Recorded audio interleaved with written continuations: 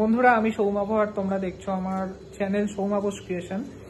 দেখো, এই সরস্বতী মূর্তিটা আমি তৈরি করছি আরও একবার। ঠিক আগের বছর পয়লা বৈশাখের টাইমে এই মূর্তিটা আমি তৈরি করেছিলাম।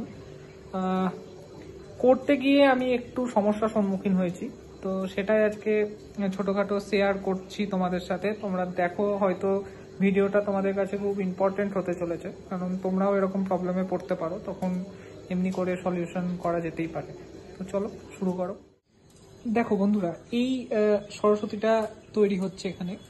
তো তোমরা রিলসে দেখলে যেটা আমি কেটে কুটে সেট করলাম, ওটা কেন করলাম কি করলাম তোমাদের একটু ডিটেলসে বলার জন্য ভিডিওটা বানাচ্ছি।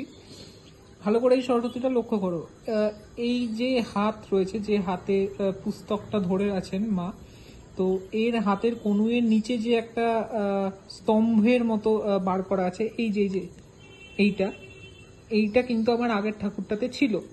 কিন্তু এইখানে তোমরা দেখো আমার ঠাকুরটা বেসিক স্ট্রাকচার থেকে কতটা এগিয়ে আছে বা বেরিয়ে আছে, দেখো বোঝাতে পারছি। এইখানে যদি আমি রিলিফের মতো স্তম্ভটা করি, সেক্ষেত্রে কিন্তু এই হাতের কনুইটা পৌঁছাবেই না। তো তার জন্য আমি আজকে সকালে যে রিলসটা দিয়েছিলাম, তো সেইটার ব্যাপারটা আমি করেছিলাম বলতে আমি গোটা পেছনের কাঠামোটা তোমাদের ছবি দেখাচ্ছি। এই দেখো, এইখানে যে হ্যাঙ্গিংটা আছে, এইটা মেন ঈশ্বর বুঝটা, যেটা থেকে এমনি করলে তোমরা বুঝতে পারবে। দেখো ভালো করে, এই ব্যাপারটাকে আমি পেরেকটা কেটে আমি আরো ভেতরে ঢুকিয়েছি। রিলসে যেটা দেখানো হয়েছে সেটা হচ্ছে এই ব্যাপারটা, এতটা কাটটা ছিল। আমি তোমাদের দেখালে তোমরা বুঝতে পারবে।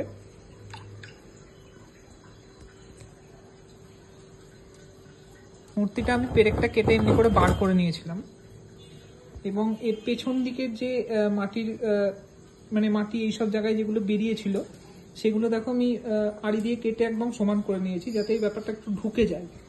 আর এই যে গর্তটা দেখছো, এই গর্তটাই আমি এবার এটাকে একদম ছাঁটিয়ে দেব। দেখো, আমি কিন্তু একদম ছাঁটিয়ে দিলাম। এমনি করে কিন্তু আমি আমার ঠাকুরগুলো ঠিকঠাক সেটিং করে নিই। দেখো এই ডিস্টেন্সটা কতটা কমে গেল, এবং এখানে আমি যখন এবার থাকটা বার করব, তখন ইজিলি এই কনুইটা কিন্তু পেয়ে যাবে। তাও আমি হাতটার এই যেটা আমি বার করে রেখেছি, এই হাতটা আমি একটু পেছাবো, এই লেভেলে আনবো, তাহলে আমার কনুইয়ে এই স্তম্ভর ব্যাপারটা, ওয়েট ভর দেওয়ার যে ব্যাপারটা, ওটা কিন্তু থেকে যাবে। এটা দেখলে বুঝতে পারবে। দেখো এটা কতটা এই কাঠামো থেকে বেরিয়ে এলো। কাঠামোটার গায়ে গায়ে ছিল এই বাটামটা, কিন্তু এটা বেরিয়ে এলো যেহেতু আমি এটা ঢোকালাম। আর এবার এটাকে আমি পেরেক মেরে আরেকবার সিল করে নেব।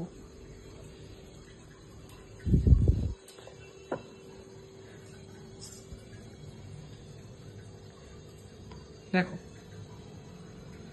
সম্পূর্ণ ভিডিও দেখার জন্য ওয়েট করো, আমি খুব তাড়াতাড়ি আনছি। বন্ধুরা, আর একটা জিনিস দেখো, হাতের সেটিং গুলো দেখো, বাজুগুলো দেখো, এখান থেকে এখানটা পেছনে ঢোকা এই দুটো হাত, আর এই দুটো হাতও কিন্তু বেশ পেছনে, তবে বিনাটা এখানে হয়ে ঠিকঠাক হয়েছে। কিন্তু এখানে কিন্তু আমার পজিশনগুলো ঠিকঠাক নাই, স্পেশালি এই দুটো হাত তোমাদের বললাম আমি পেছাতে হবে। তো পেছানোর জন্য আমি কি করছি বলো তো? তোমরা যারা জিজ্ঞেস করো যে দাদা মাটির ভেতর তুমি কি কিছু ইউজ করো, তার পেরেক এটসেট্রা, আমি বলি আমি কিচ্ছু ইউজ করি না। দেখো আমি এখান থেকে কেটে দিচ্ছি, ইনফ্যাক্ট ভেঙে দিচ্ছি পুরো কাঁচি দিয়ে। দেখো কোনো রকম কোনো তার পেরেক কিচ্ছু নাই, আমি কিন্তু এই জন্য আমি ইচ্ছে মতো জায়গাগুলো ভেঙে ফেলতে পারি।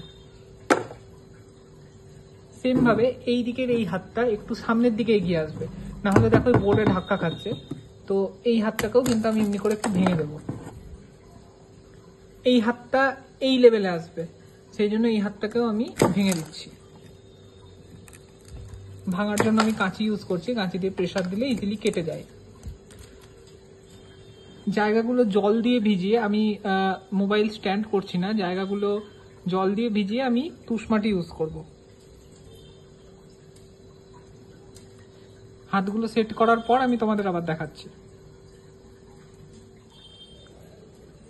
তো ছবির মতো কিন্তু আমি দেখো হাতগুলো বানিয়ে নিয়েছি, এবং একদম খালি মাটি দিয়ে বানিয়েছি।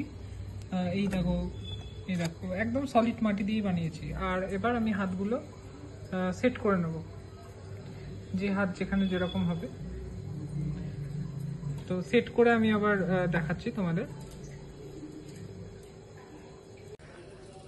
তো এরকম হাত লাগিয়ে নেওয়ার পর দেখো এরকম দেখাচ্ছে। আর এগুলো কিন্তু সম্পূর্ণ আমি তুষ মাটি ইউজ করে হাত লাগালাম, আর বডিটাই কিন্তু দোমাটি করা আছে, মানে বেলে মাটি করা আছে, তাই জন্য একটু মসৃণ লাগছে। যদিও এটা আমাকে এখনো ব্রাশ করে পরিষ্কার করতে হবে। আর হাতগুলো শুকিয়ে যাওয়ার পর আমি দোমাটি করব, গলাতে দোমাটি করব, মাথায় দোমাটি করব। তো এই দোমাটি করে কিন্তু গোটা ব্যাপারটাকে প্লেন সারফেসে নিয়ে আসতে হবে। আর তোমরা দেখো ঠাকুরটা কতটা পিছিয়ে গেল, সাইড থেকে ওপর থেকে বুঝতে পারবে। পদ্মর গোল দেখো, আর এটা এতটা মতো ঠাকুরটা আমি পেছালাম। এই মাটিগুলো যে দেখছো এগুলো এখন মোটা লাগছে, এগুলো শুকিয়ে কিন্তু একদম সরু হয়ে যাবে, তখন আবার দোমাটি করে আমাদের হাতটা মোটা করতে হবে এবং গঠন পিঠন আমি তখন ঠিকঠাক করে নেব।